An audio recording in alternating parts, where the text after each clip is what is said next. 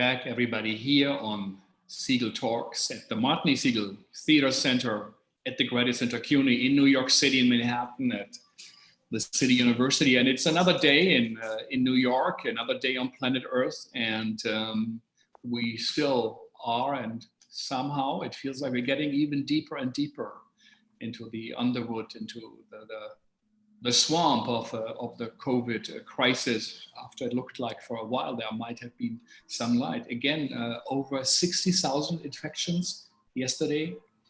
I think 5 days out of the last 8 were records that have never been, numbers have never been so high, even since it started in March and especially in April.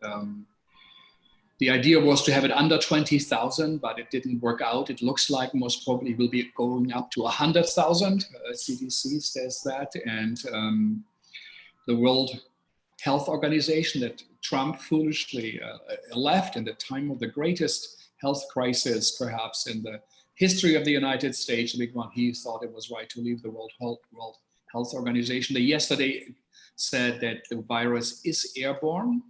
And if you spend many, many hours in a small room without ventilation, it is no longer just coughing and drops and heavier particles with protein. It is in the air. And of course, this is a terrible, terrible news. It looks like many, many more people already had it because of that. It's now a fact.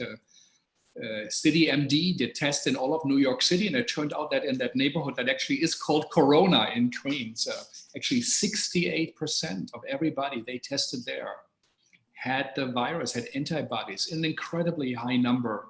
Normally it's 5-6%, and one doesn't really know how that happened. Perhaps this immigrant community will be hit less in the second and third waves. And the other neighborhoods now will come after this. It is clear now that Latino and African American minority groups are hit 3 times harder. They are likely to die twice as much as white people. So there is the increasing of access to healthcare, the work situations, and living conditions that puts these groups at a risk, and they are the ones who are working in the health care system, who are bringing things, deliver things, help us. And I think it is exposing, as Richard Shatner said, this crisis, everything that's wrong. We see the structures. It's a Fukushima-like great catastrophes. We are inside a disaster movie. Actually, we are living it, and we see the roof is open, what is happening, and everything that's wrong and everything that's bad is worse. And it's time that we all have to think, what can we do different? What can be done differently? And we talked for now 14 weeks with artists all around the world to think about what role does it play, if it ever should play a role, isn't it now? We at home, of course, are close to art. We read, we listen to music, we watch films, we watch recordings of plays. And it's without question something that sustains us and our soul and keeps our motors warm. But still, what is happening to artists who are completely out of work, especially in New York City, where there's very little help. Until the end of the year, there's nothing for musicians, artists. The Metropolitan Opera hasn't paid its staff since March, the artists, if we understand right. So it's a shocking time we live in. And in these days, we go back to listen to artists who have been on the right side of justice, on the right side of history, of social progress, on the right side of the complex struggle for freedom. And it's good to remember that there were times in this century and the last century where struggles were prominent and where it's uncertain what would happen. There was social unrest on the streets. One of those times, of course, was also in the 60s, a time that was so significant, that was kind of the birth of what we think about New York art and of the center of the contribution it made to the world. And in the middle of this was our guest today, the great Jean-Claude van Itallie, who wrote a play at this time next to many, many others. It is the explosive 1960s anti-Vietnam play, America Hurrah. It was a significant work. If I remember right, even Bob Wilson was involved with some sceneries very, very early on.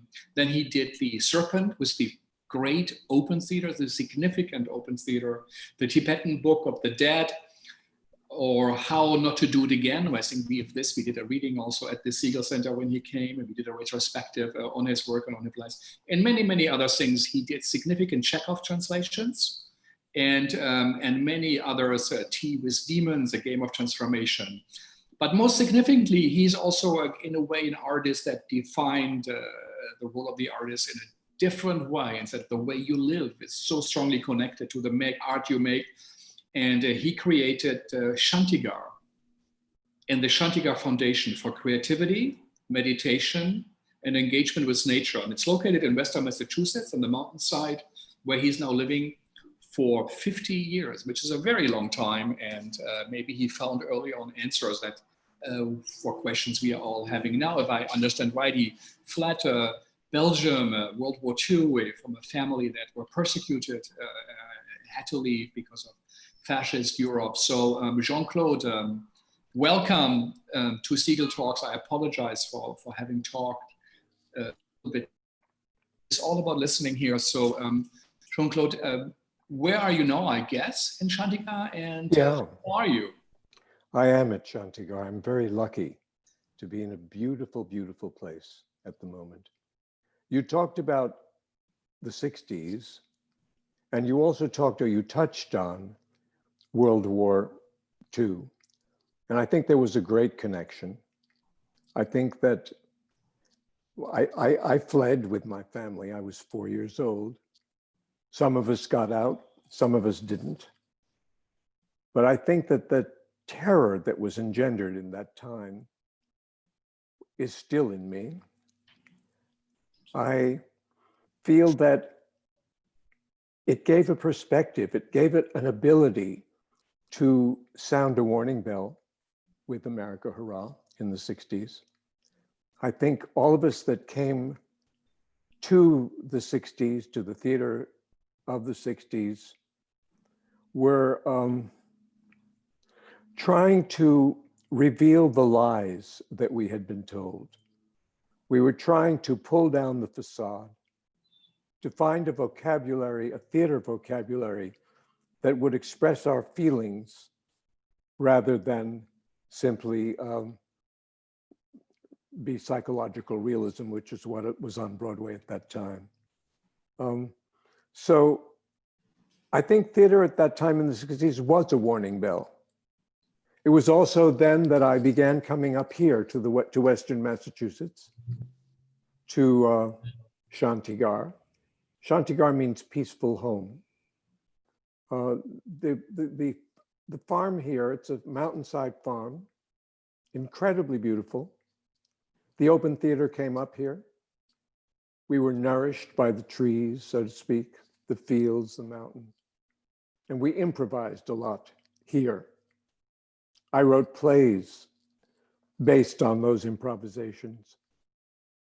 The actors improvised plays, for instance, they improvised Doris Day, Rock Hudson movies, which were the facade, which was the America that we had been raised in, the pretty facade of the 50s.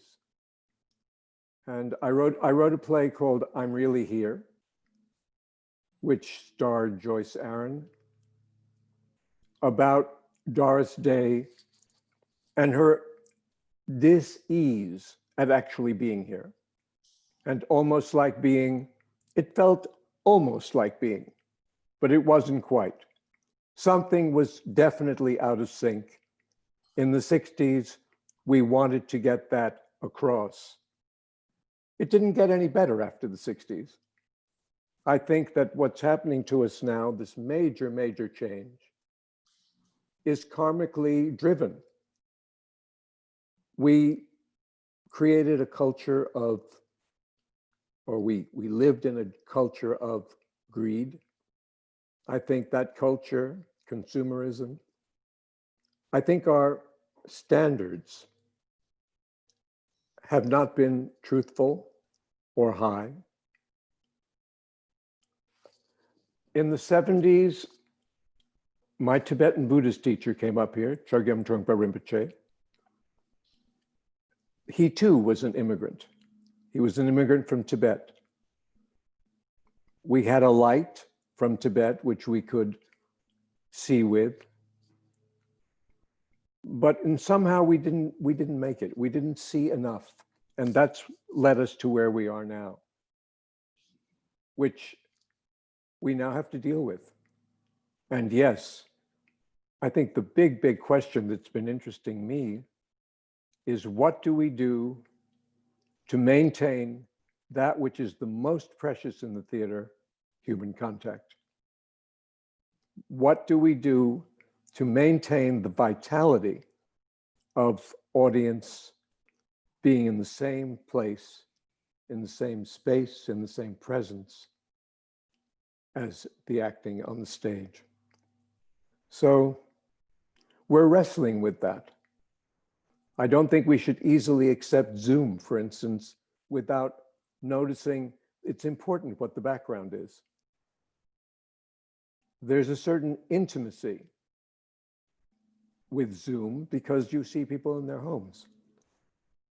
So we're trying to figure out how we can bring people to the natural place, which is Shantigar.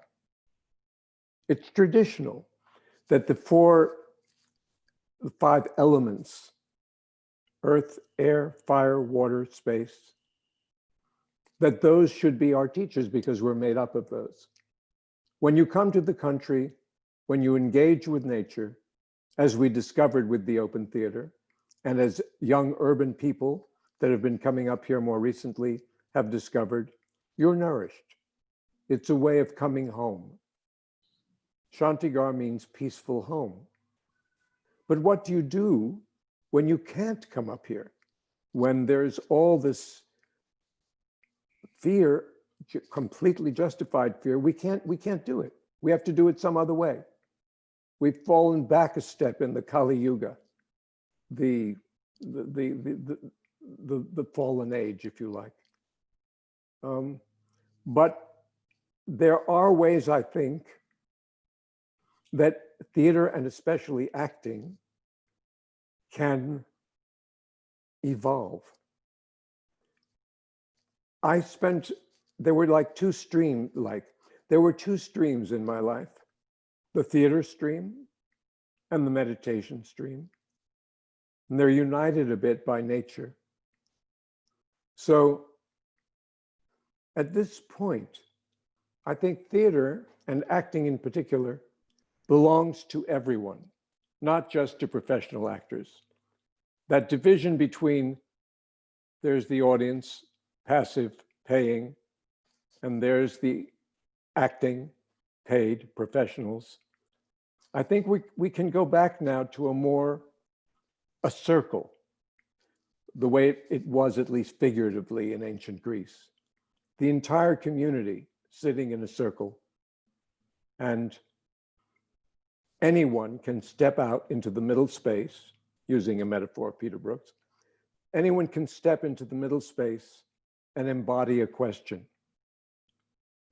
I think now, when we have to demonstrate from our homes who we are, when intimacy is not come cheaply, intimacy is, I'm here in my home, I can show you meditatively, slowly, how I brew a cup of tea, how I think about my ancestors and have pictures of them on the wall. The smallest things, the activities at home, can now be communicated in a kind of ceremony. Does that make any sense, Frank? I'm not sure. Absolutely, this is very, very important. Yeah, go on. Yeah.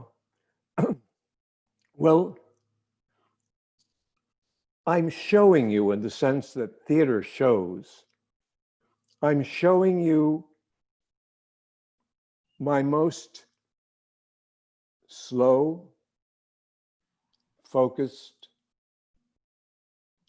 self reaching for a glass. I remember when Trungpa Rinpoche used to give lectures in Boulder, Colorado.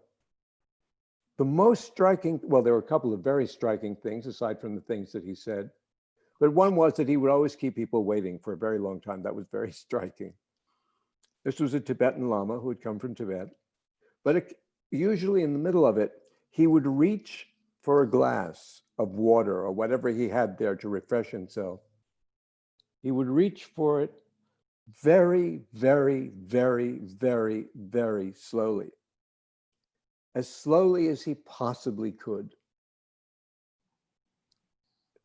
We just watched. I'm not going to do the whole thing, but it was extraordinary to watch a balanced person, which he was as balanced as could be, but he also was imbalanced, do that action mindfully. That too is theater. I went to see in 1971, I was in India. The mother, who was she was the consort of Sri Aurobindo, a Jewish lady born in France. She was at that time in her 90s. She was making a public appearance on a balcony. People gathered for the whole day. This was in Pondicherry in India, small town. Eventually, this extremely old lady in a shimmering green sari came very, very, very slowly out to the balcony. She hooked what might look like claws. She hooked her claws over the balcony railing. She looked very, very, very, very, very, very, very, very slowly to one side, and then very, very, very, very, very, very, very, very slowly to the other. Then she looked at us. She unhooked her hands. She walked slowly away. Everyone was completely mesmerized. She made this kind of public appearance 3 or 4 times a year. But what was so wonderful about it? She was present. She was here. And when we're present and we're here, that's it. There's not much else, you know. So that's theater as well. Was she an actress? Was she a paid professional actress? No. But none of us are. It kind of requires us to go really, really, really deeply into the belly. Being centered there, we move. I had a wonderful friend, Emily Conrad, who founded a way of moving called continual movement, where you activate the body through breathing, and eventually, with your eyes closed, you simply let the body spontaneously do what it needs to do, express what it needs to express. If some of us begin to do that from our homes, in programs and so forth, we will know each other intimately. We will know each other in ways that we don't know each other now, in ways which are simply facades now, and we'll live in more truth. These are things that preoccupy me. Mm-hmm. Have I gone too far afield, Frank? Tell me. Good. That is you know, you have a life in theater, a long career, lots of experience, and you found answers or solutions, or you. No, I have not found any answers or solutions at all. But not an answer. But one can make the questions more profound, and one can express the questions. Mm-hmm. Yeah. So what is the idea to say you were successful? You worked in New York, you did this anti-Vietnam play, which defined also its time, but you said, I'm not going to stay in the city, I go outside.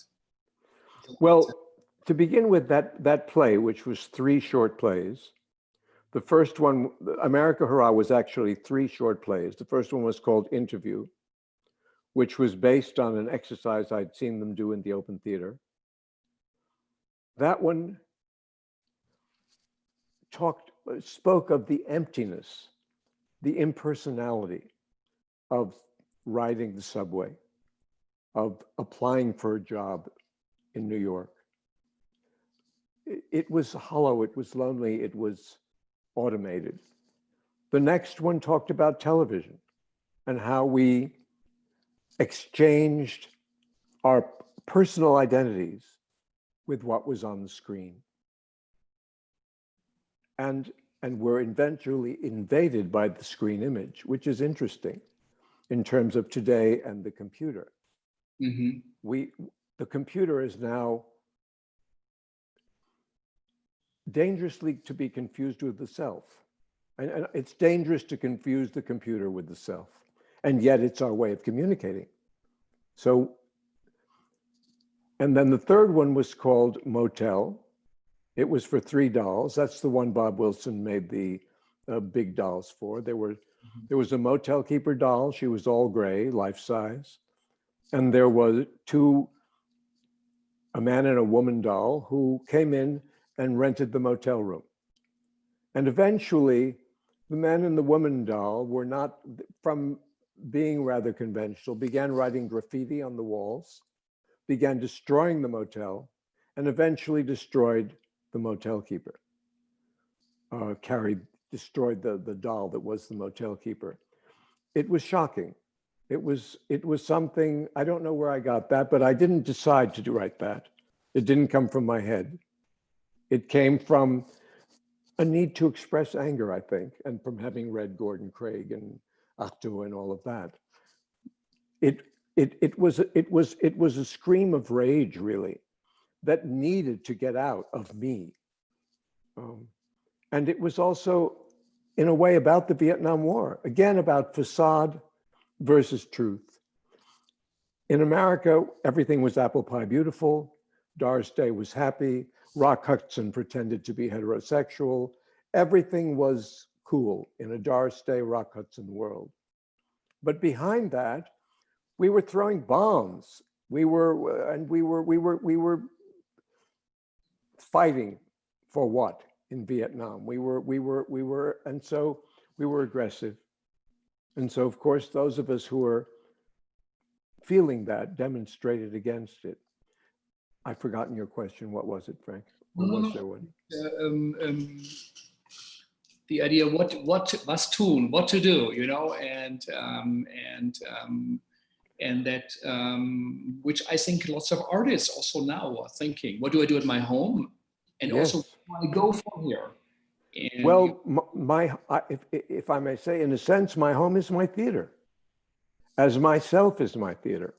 I think that we all, in some way, those of us that are artists have to think that. I think if we're creating something, it has to be created from our own depths. If we're performing something, we're performing it with the truth of being at home, of being who we are, the age we are. I'm monstrously old at this point, which is astonishing to me. But we face these things. We work with what we have.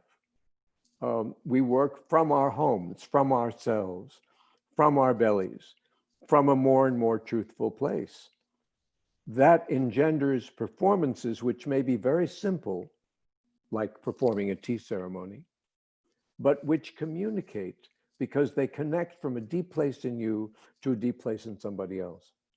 And what a luxury to be able to do it from home. I mean, in a sense, that's really, I'm being flip, but it is luxurious. Mm. In terms of content, I think we have to, I mean, we can't go through the hour without saying Black Lives Matter. Black Lives Matter. Yeah. I think we understand now, I understand now, that I didn't know what was happening. there is a realm of knowledge and wisdom and compassion which is available to us now through all of this terrible suffering. And we all share it. So we can't pretend it didn't happen. I don't think that we preach in our work. I don't think that helps anything to preach. But to say, I am vulnerable in this way, I vibrate to the harm that I see being done to another human being. I mean, if somebody's knee is on somebody's neck and the person says, I can't breathe, how can we live in a place like that? How can we live in a world where we don't acknowledge that that has to do with our hearts? So, were you asking about content, Frank? What shall we do? But maybe also to ask, how do you experience this time? Is this time of Corona any different for you in Shantigar than your? Totally different. Tell us. Totally different.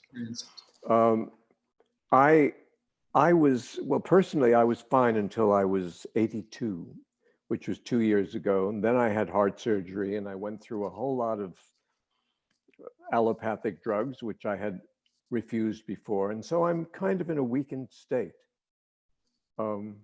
Very odd for me. I'm used to being Superman, wandering around my hills here, dragging branches from my, and I still do that, but it's quite different. At the same time, you leave the house, you go into town, small villages, New England, they're empty. It feels like the time of my old age and the time when I am thinking about dying and how I can possibly do it without being in a state of terror, which I flirt with. At the same time, it seems like the world has changed. It's as if we were in a place that one could never have imagined before.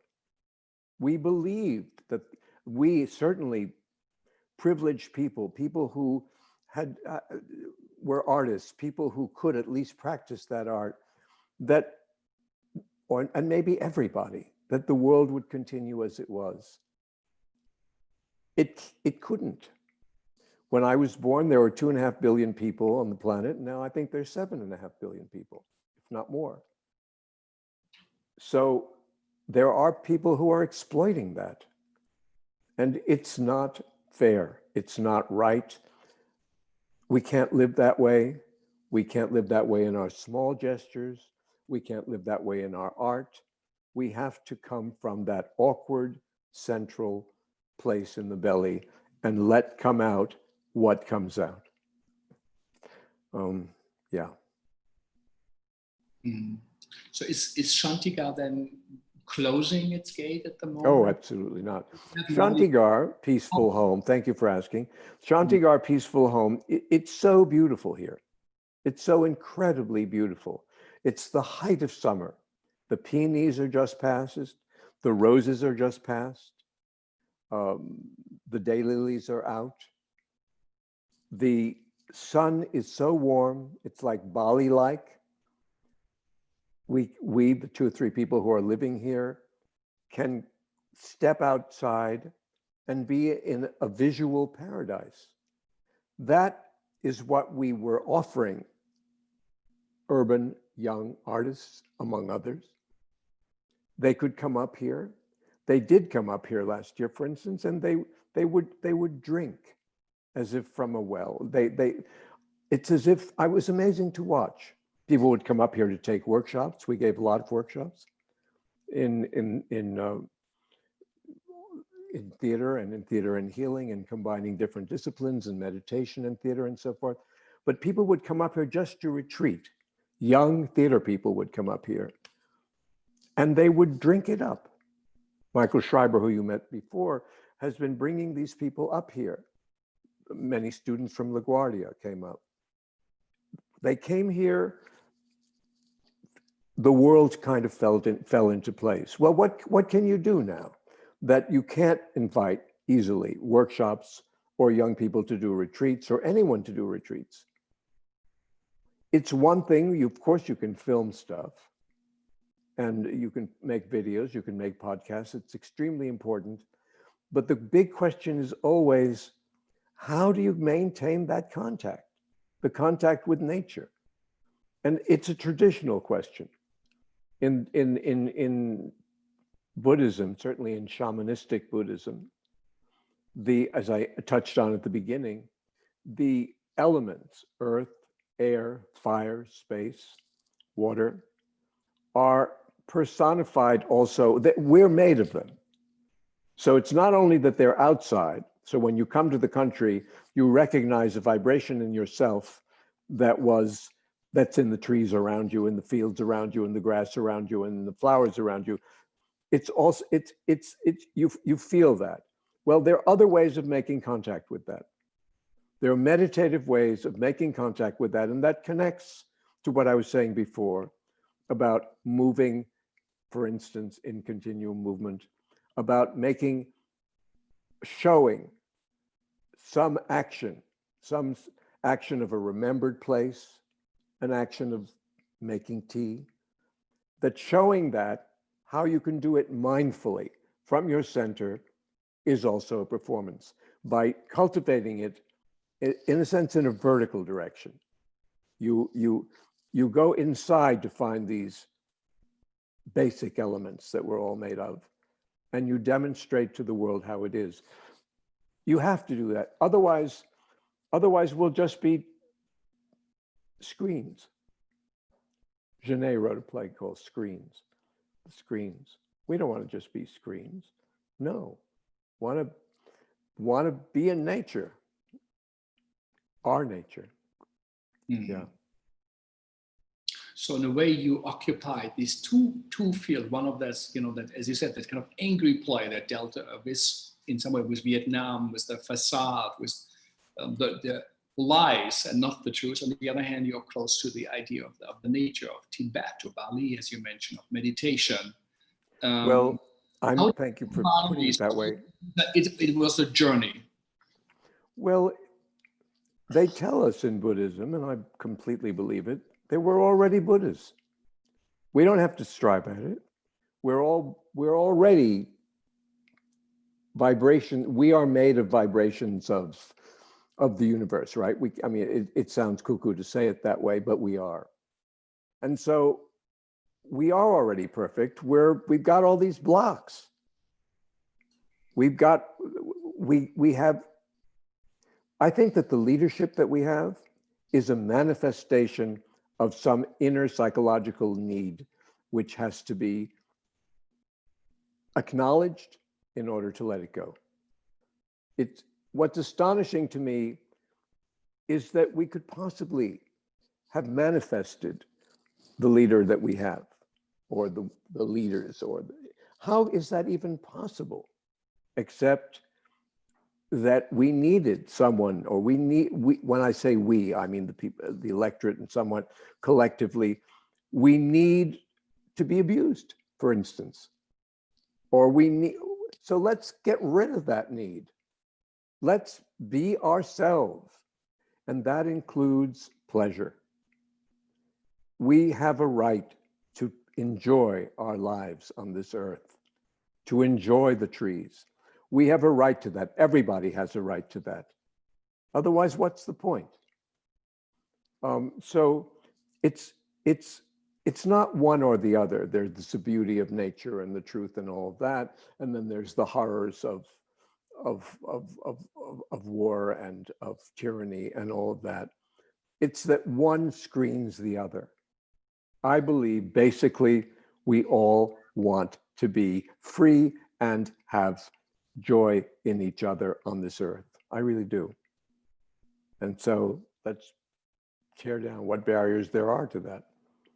Mm-hmm. So do you watch contemporary theater? What's being shown in New York or downtown? Do you go and watch? Well, I had a play on last spring. Yeah, called The Fat Lady Sings. Mm. And I really liked it. It starred Lauren Flanagan, who was an opera singer. It was very much about these themes. It was about a family that was very like, and certainly in its archetypal ways, the family that's occupying the White House, or maybe more like a family that would have elected them, and the pain that they were going through, and how they were imposed upon. And the title comes from the mother, who doesn't say much. She's really very much put upon during the entirety of the play, as her children are raped by their father. And I mean, it's just horrible. And at the end, she sings. The fat lady sings. You know the expression, it isn't over until the fat lady sings? Yeah. Well, it isn't over until the fat lady sings. Mm-hmm. Yeah.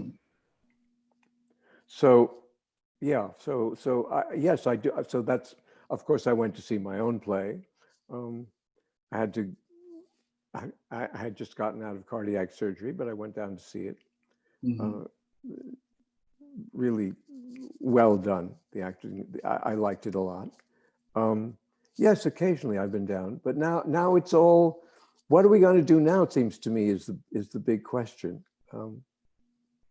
And what are young people going to do now? And as I say, I think it's going to take a completely different form. You feel differently about that, Frank? You think the theater is going to stay as it is? That would be my question to you. I don't think it will be the same from especially I think the highly commercial landscape in New York at the moment. Everything is closed. That's what's normally people perceive of theater, which is all about money and Broadway and others. But from your experience, from your work, what you have seen, what are forms you think could work? What do you see we need now from your, what you would like to see? What is it? Well, I think that's what I've been trying to say. It's not that a playwright would intellectually decide, I'm going to write a play about such and such, but rather that playwright works on herself or himself and allows a dream to emanate. Not a dream in the sense of I want something, but allows something which is vibrant and personal to come out, to write it down, or to speak it, or to perform it with all the passion in the world. Whether you're a professional writer or actor, or whether you're someone who wants to do that, we have to redefine what it is to be alive. And part of being alive is being creative. Part of being creative is to be disciplined. So this creative discipline of theater, of sculpture, of art making in every way is absolutely essential. We have to acknowledge the mystery. We don't know. We know nothing. But we keep trying. We keep allowing ourselves to be the vessels, to be the communicators of what we feel. So there's been a great deal. I talked about the Holocaust at the beginning, and those of us who were fortunate enough to escape. There's been a lot about that recently. I don't think there's been any event since the Holocaust that's been as major as the COVID crisis. All of our lives are in the balance. As you mentioned at the beginning, the disadvantaged, the poor, the Black, the Native Americans are far more at risk than the others. It's as if we were taking an X-ray of the society, and COVID was some kind of skeletal horror revelation. But if so, you say, okay, we don't want that. What do we want? We want the trees that are growing from the belly, so to speak. We want the trees that are beautiful. We want to express what is simple and good, or we can express what's horrible. It's letting the dream come up, finding a disciplined way of performing it, or writing it, whatever your form of art is. Yeah. Mhm.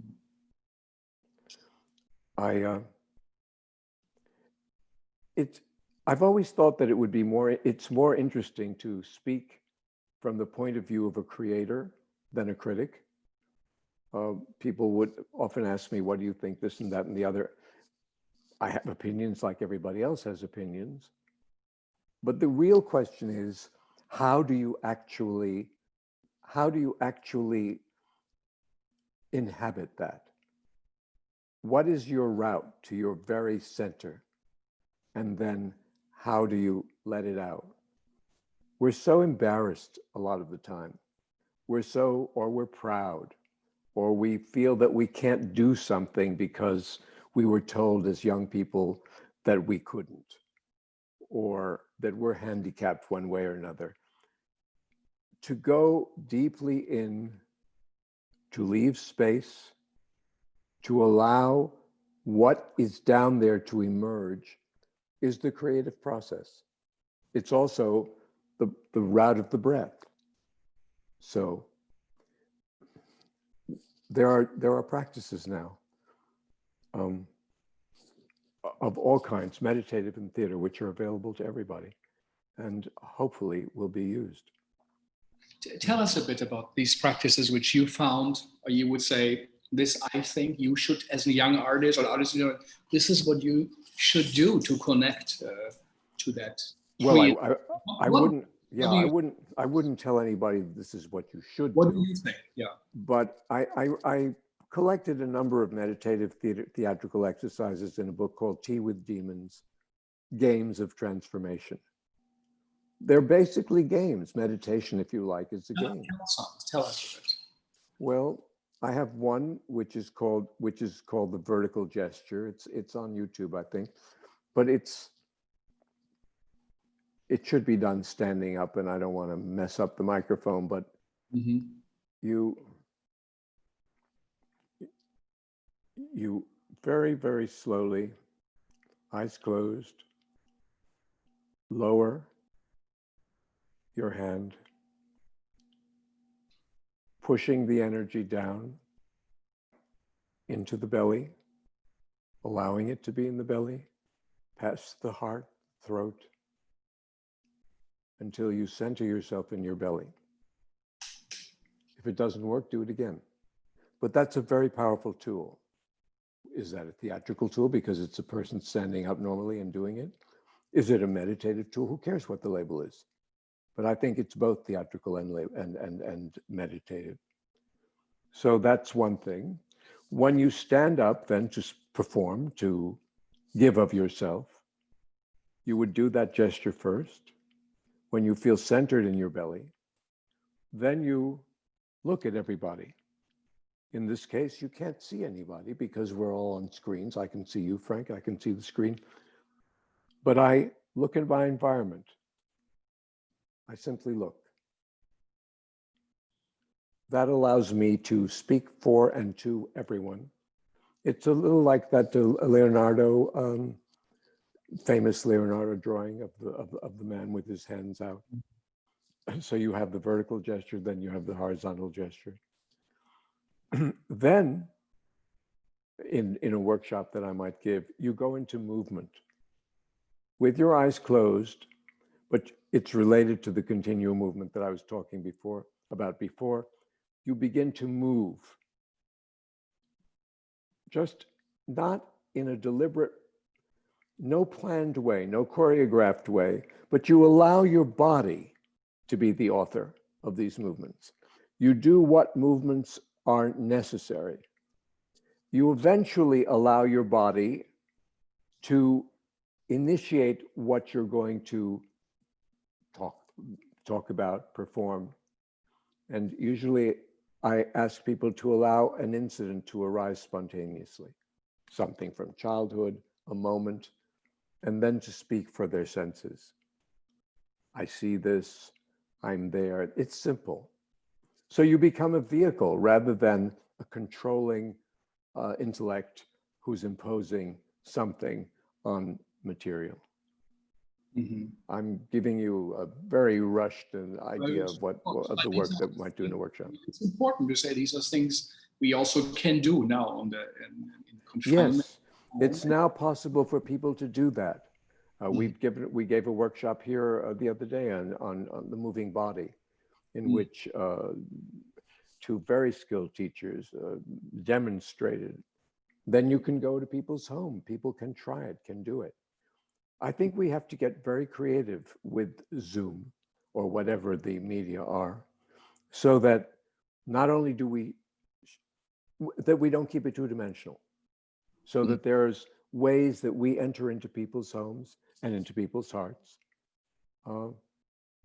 I saw a performance of a concert performance in which individual artists would perform from their homes. It was very, very moving. Someone, in a sense, playing her piano from her home.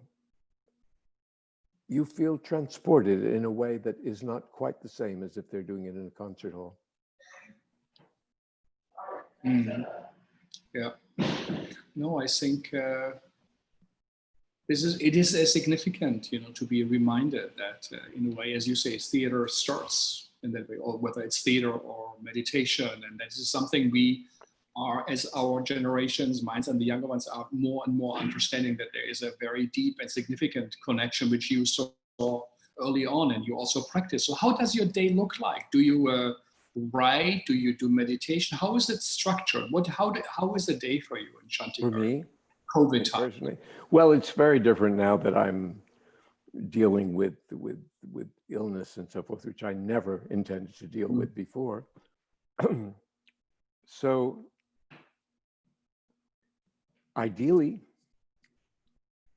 I go out in the woods. That for me is the most important thing.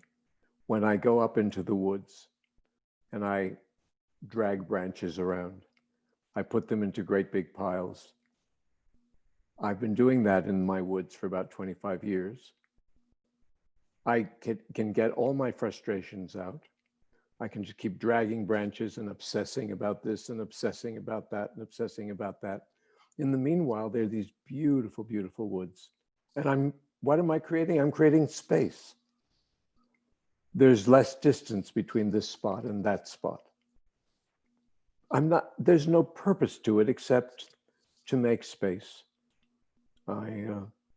Sometimes I challenge myself not to pick up anything, just to walk the path.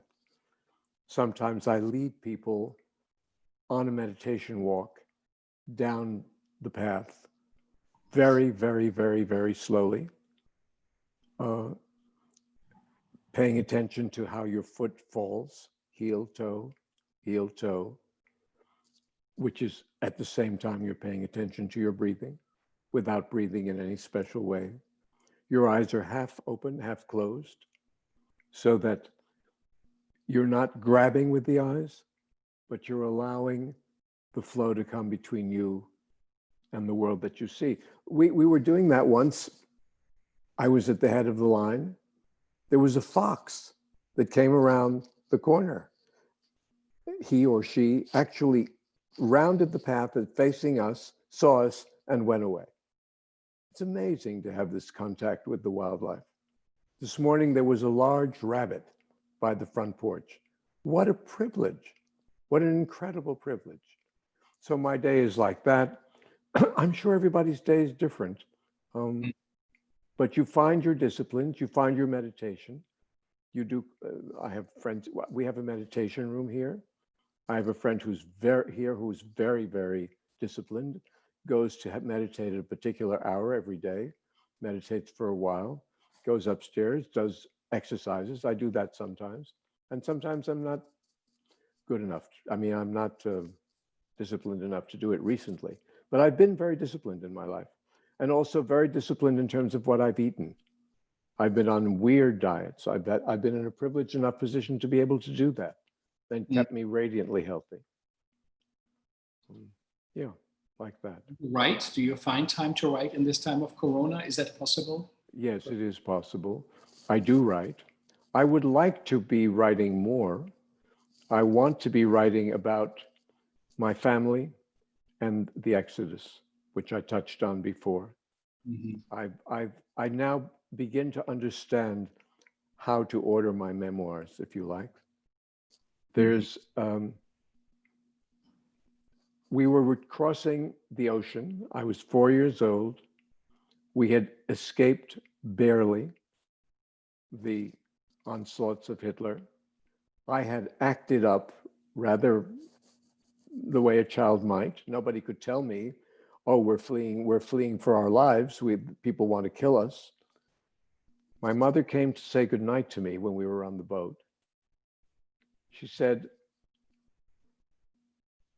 Mommy loves you very much,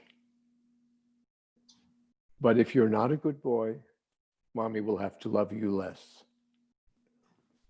That to me encapsulates something which is I've had to fight for the rest of my life. What did she mean to be a good boy? What did that mean? I don't know that she knew what it meant. She had managed to get me out of there. My father had managed to get us out of Europe.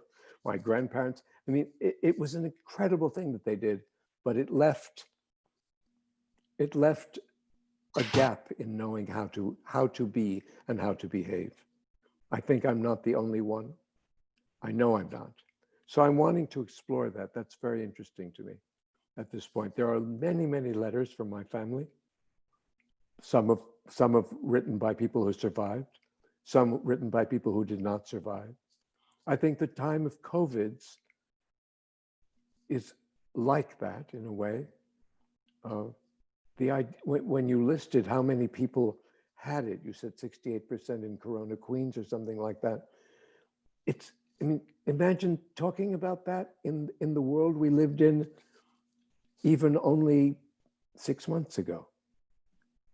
We're now living the consequence of how we've thought, of the patterns of our thinking and the patterns of our feeling. So what we have to do, I think, is go deeper and come up with material which is more deep than the usual patterns. Yeah. And we have to change things.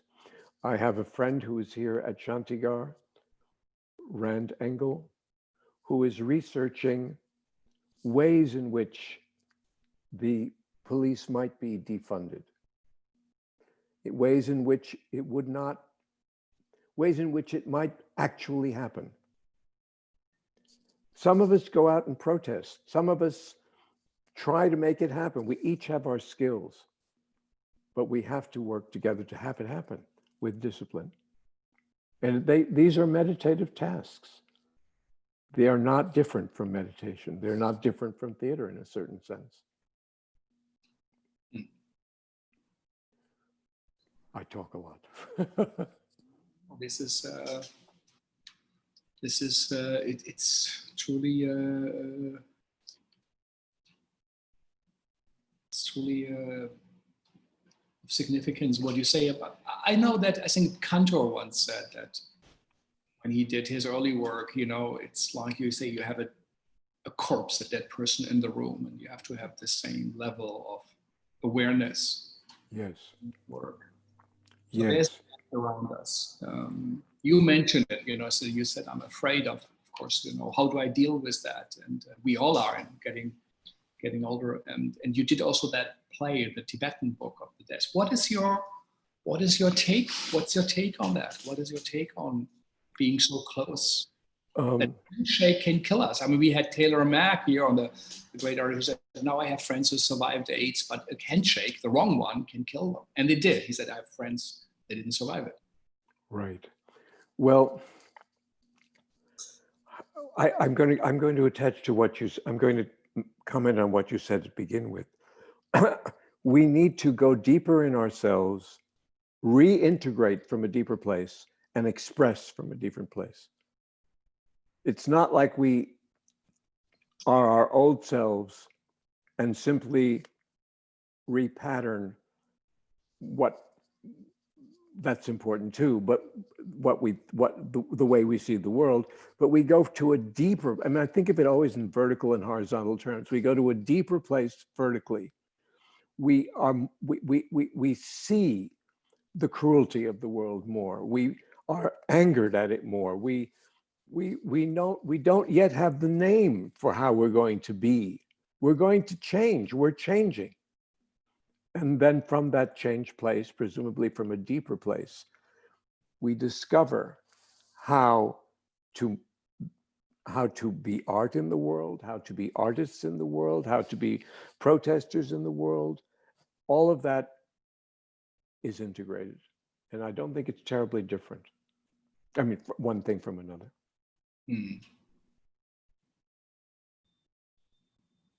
Hello? Tell us about the play, the Tibetan Book of the Dead. Why did you do that? And what did you find when you did it? Well, I wrote the Tibetan Book of the Dead. I didn't write the Tibetan Book of the Dead. I made a play of the Tibetan Book of the Dead, which and the subtitle was, Or How Not to Do It Again. The idea is that we're, as I said before, we're all enlightened beings. The idea of the Tibetan Book of the Dead is don't make the same mistakes you've made before, or you'll be reborn into a life quite similar or even worse than the one you've got now. I wanted to create something that could be read aloud to the dying or to oneself if somebody you knew was dying. The profound and deep works that have been written about the Tibetan Book of the Dead are usually commentary. My teacher, Chogyam Trungpa, wrote a book of it, a commentary, along with Francesca Fremantle. Sogyal Rinpoche wrote another book, but it's commentary. It's a big text, as if it were some academic exploration ground. But I wanted something that was more like poetry. So I also wanted to demonstrate that it was for real people. I'm struggling with that now. But I thought maybe I would dodge the bullet. Maybe I was immortal. Maybe I was so healthy I'd get away with it all. So clearly I'm not, nor is anyone. So I wanted to explore that transition, the possibility of a transition, what it was like. It's also the Tibetan Book of the Dead. It's a book for the living and the dying. Because as I spoke about before, we are made of the very elements that surround us. We are earth, air, fire, water, so forth. So how do we get through this? I'm glad you asked me, because I think I have been shying away from seeing that in terms of my current situation. What will it be like? It will be what it will be, but I have to keep my equanimity, just as I have to in life. I haven't been very good at that recently, but I have to keep my equanimity. See what happens. And the Tibetan Book of the Dead is usually traditionally read aloud. In Tibet, it was read aloud by what's called a spiritual friend. But basically, it's the word friend which matters. Somebody keeps saying to you, it's okay. It's okay. Just breathe. Just go through it. If you see something terrible, it's because you're projecting something terrible on it. It's okay. Just keep going. So it says that, but in a very, very profound way. So I worked on it with my friend Didi Goldenhar, who was helping me. We refined it. It was like taking those thick texts and getting down to the essence of it, like currying a horse, if you will. That's what my hands are doing. They're currying a horse. And then we got it down to I got it down to some poetry, if you like. And then I translated it into French, and then back from French into English, to get rid of all the extraneous stuff, to have it be really simple and profound. So that's that. And so it was a play first. It was done at La Mama. I always think that Ellen Stewart at La Mama and Chogyam Trungpa Rinpoche were more than my mentors. They're both my teachers, the meditation teacher and the wonderful theatrical friend that Ellen was. So I dedicated it to the two of them. And so we did it as a play. It seemed to move people in a way that had nothing to do with me, nothing to do with intellectual intention. It seemed to reverberate the way a bell reverberates. It just reverberated in space. And people felt healed by it. I think it had to do with the intention of everybody working on it. It was directed by Banipal Babila, a Persian man, Iranian. And then after it was a play, I wanted it to be a book. So it became a book, Tibetan Book of the Dead for Reading Aloud, or for Reading Aloud. And it's available now. And I'm really pleased to having been the channel for that. I would never have thought in this lifetime that I would have done a thing like that, but you just channel these things. You make yourself as clear a vessel as possible, and it comes out. No, it's an amazing, amazing piece you created, amazing work, amazing piece of poetry, writing, and also connecting, through those words to layers and times and wisdom and experiences, that were for us and will be after us. I think that I didn't create anything. I just got out of the way, so to speak. I let it sort of bubble around in me. I also do these calligraphies, these brushworks. Mm-hmm. My teacher, Trungpa Rinpoche, did brushworks, not quite the same way, but I watched him do it on my kitchen table when he was here doing a year's retreat at Shantigar. And later I found myself doing these brushworks too.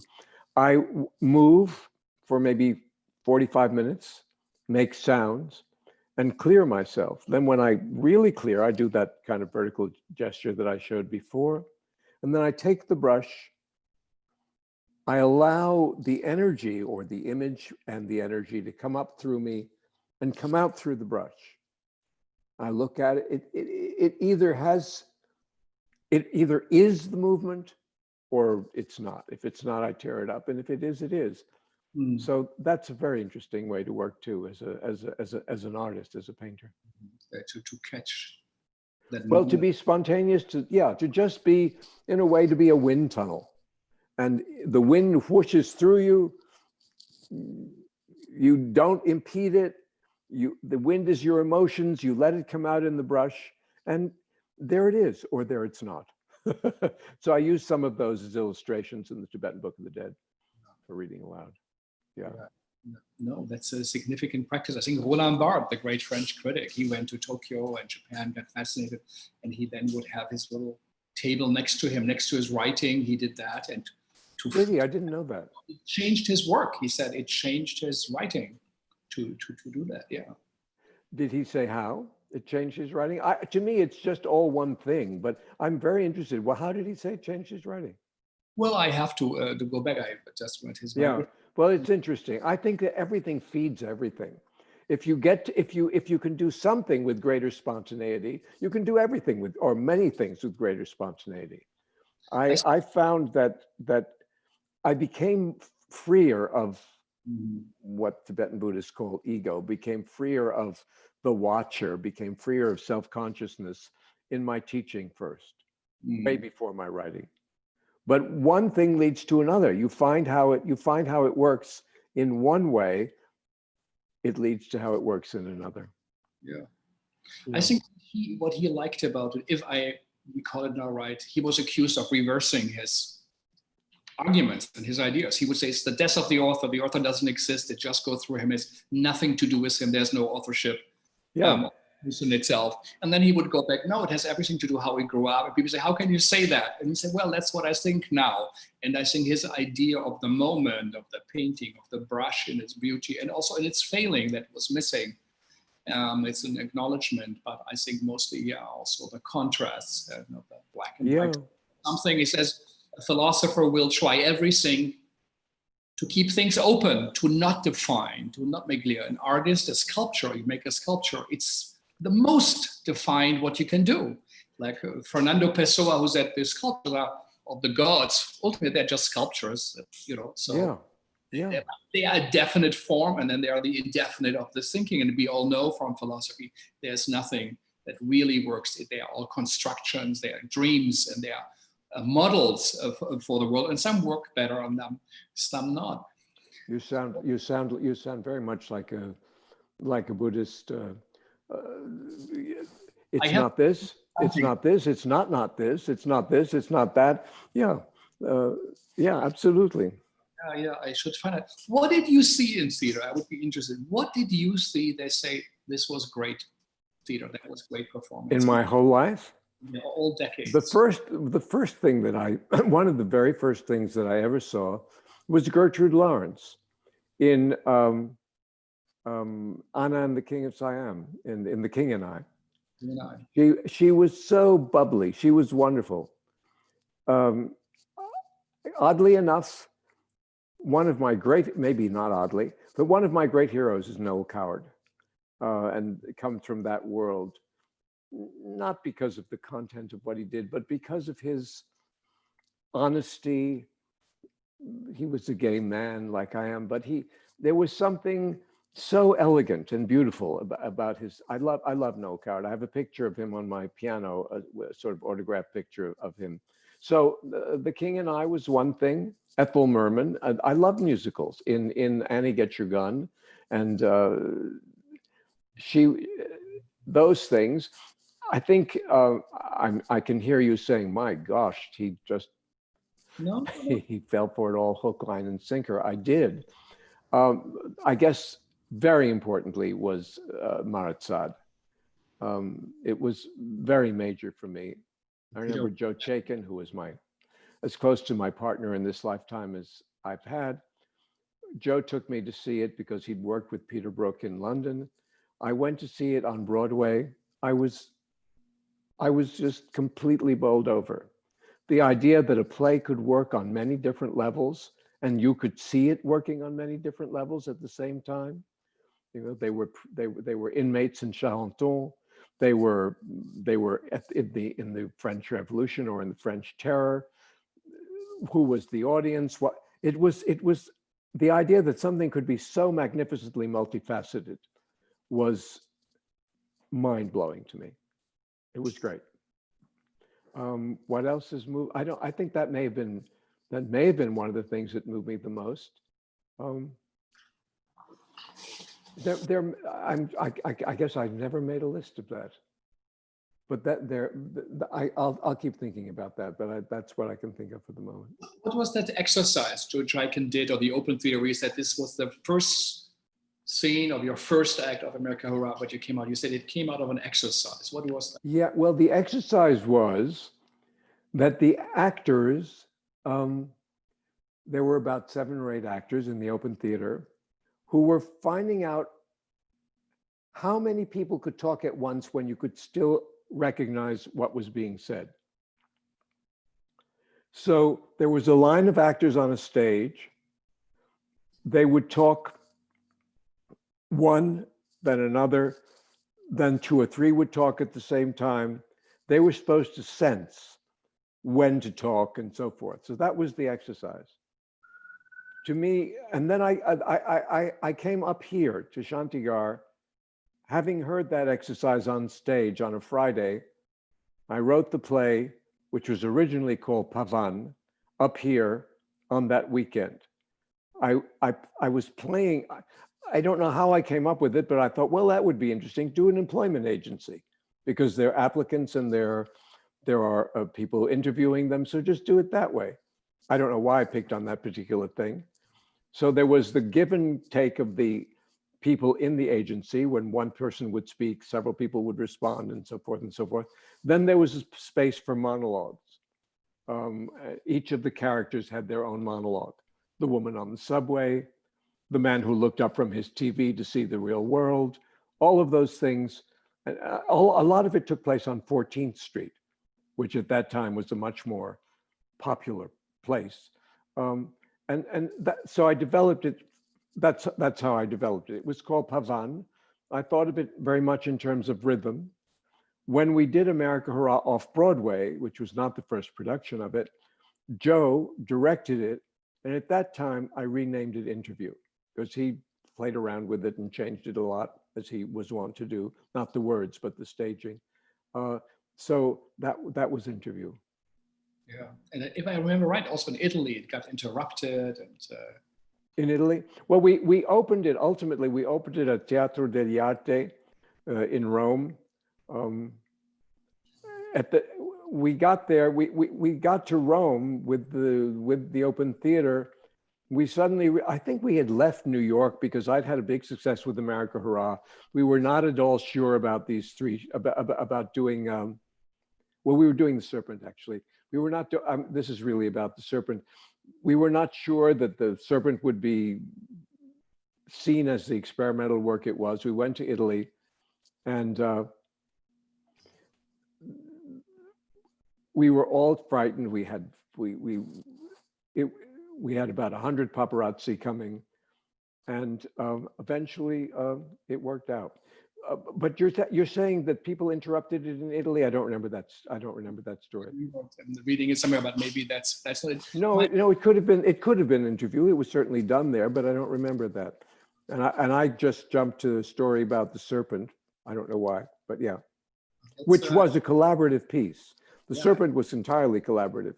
It started with, and it was an important thing to know that a group of people could make a play.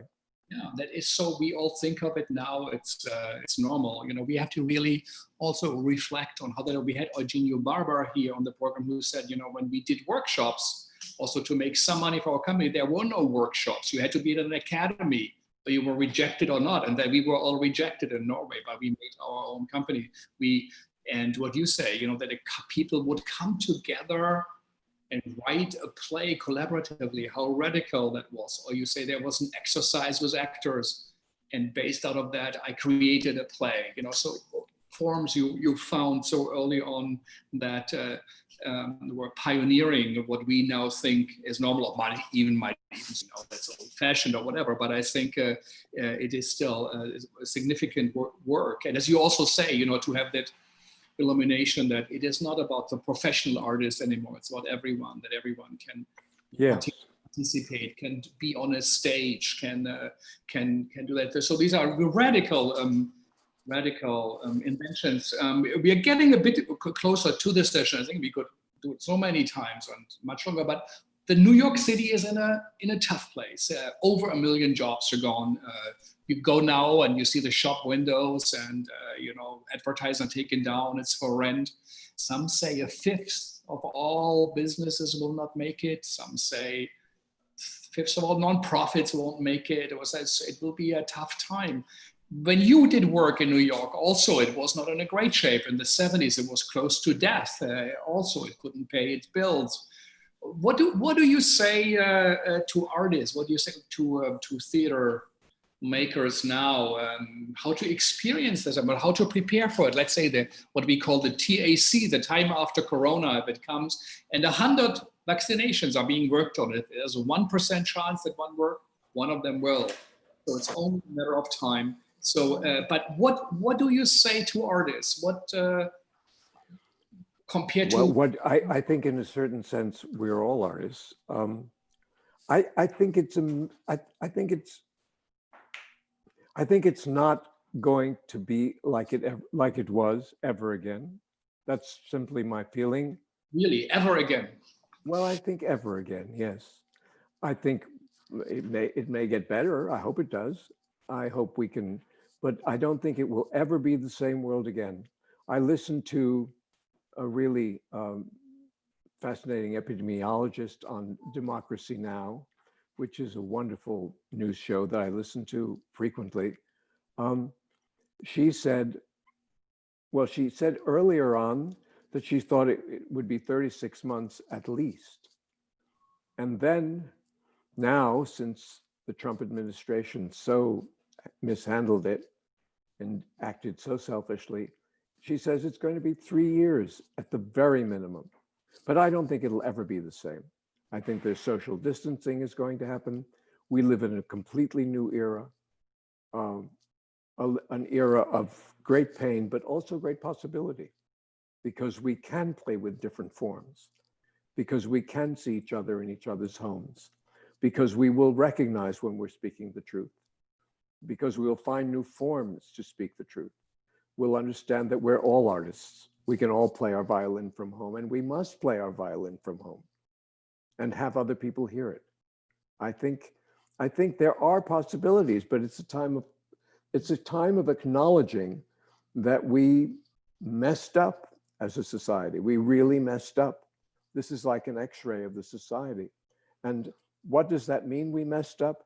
We came from a place that was not a deep place in ourselves. We acted selfishly. We wanted for ourselves. We ignored other people, the feelings of others. It won't work. It hasn't worked.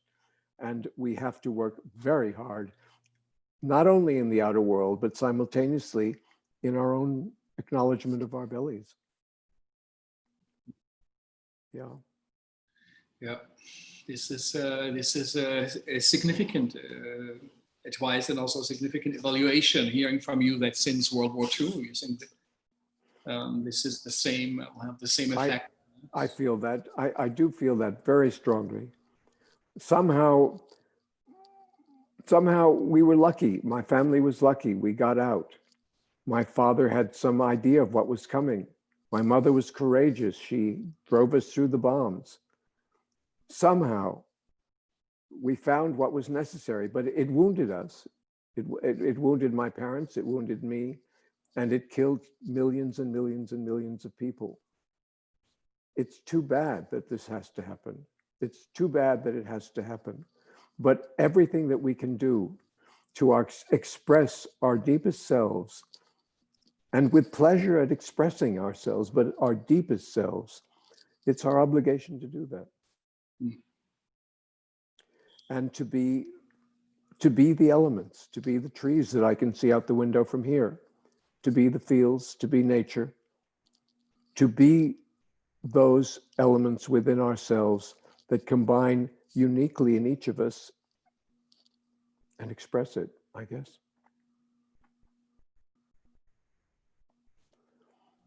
Yeah.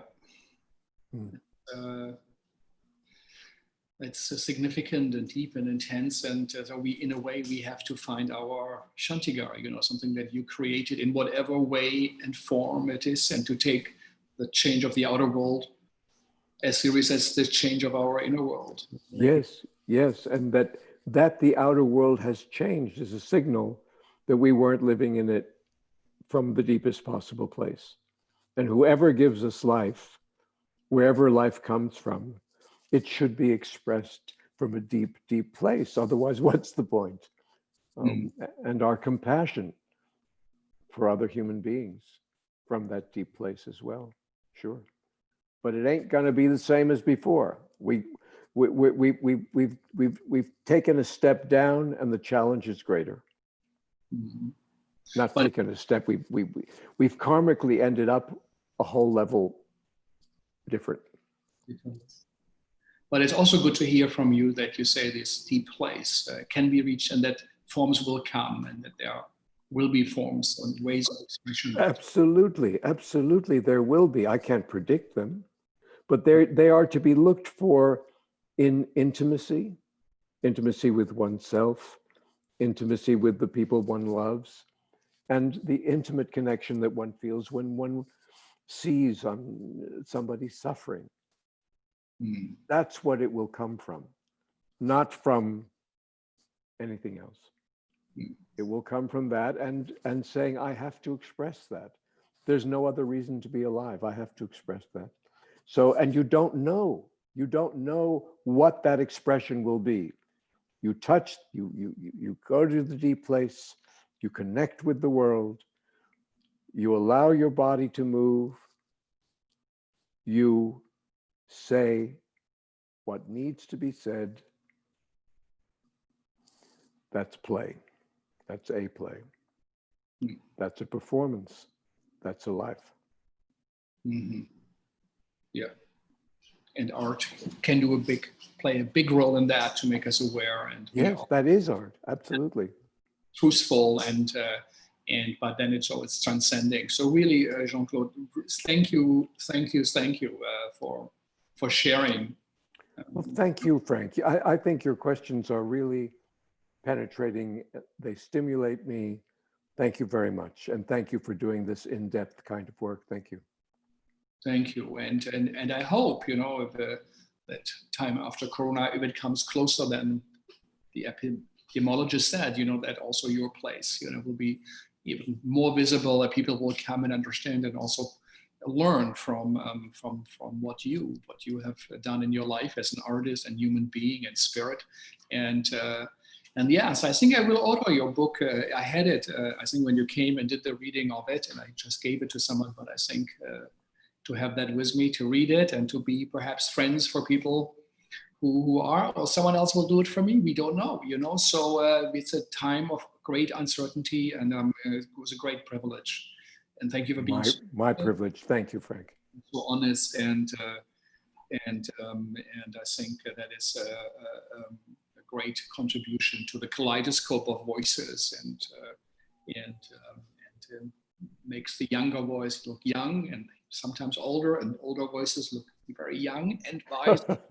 Something that connects and contributes to each other. So, and really respect for all you did in your life. It's a fantastic model what a theater artist can do, defining herself in a larger way, and to create a place for a community, to create a neighborhood where people can be. And we will continue our journey next week again, because it's getting so complicated again, also in New York and in the US. We go a little bit back. We're going to have Ping Chong come and talk about his work and his company, someone who also came, by the way, at the age of 4 to New York.